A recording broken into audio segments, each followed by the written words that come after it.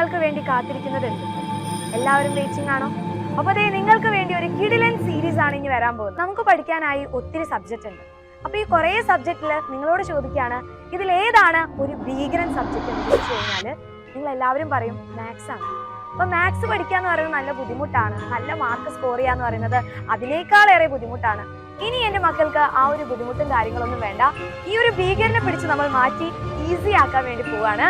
ഇനി മാത്സ് ചോദിച്ചു കഴിഞ്ഞാൽ, മാത്സ് എന്ന് പറയുന്ന സബ്ജക്ട് എങ്ങനെയാണ് എന്ന് ചോദിച്ചു കഴിഞ്ഞാൽ നിങ്ങൾ എല്ലാവരും ഫുൾ കോൺഫിഡൻസിൽ പറയും അതൊരു ഈസി സബ്ജക്റ്റ് ആണെന്ന് പറയും.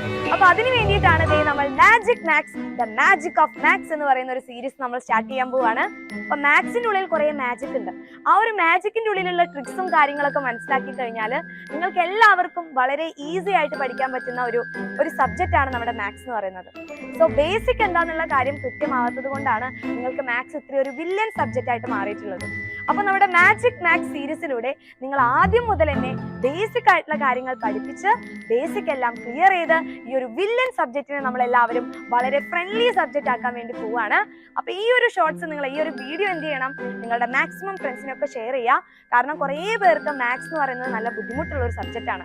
അപ്പൊ അവർക്ക് എല്ലാവർക്കും വളരെ യൂസ്ഫുൾ ആയിട്ടുള്ള ഒരു വീഡിയോ ആയിരിക്കും. അപ്പൊ നിങ്ങൾ എല്ലാവരും വെയിറ്റ് ചെയ്തിരിക്കുക. നമ്മുടെ മാജിക് മാത്സ് സീരീസിന് നിങ്ങൾ എല്ലാവരും റെഡി ആണെങ്കിൽ ഇപ്പോൾ തന്നെ ഈ ഒരു വീഡിയോയ്ക്ക് താഴെ കമന്റ് ചെയ്യുക, yes miss we are ready എന്ന് കമന്റ് ചെയ്ത് വേഗം തന്നെ മാക്സിമം നിങ്ങളുടെ ഫ്രണ്ട്സിനൊക്കെ ഷെയർ ചെയ്യുക.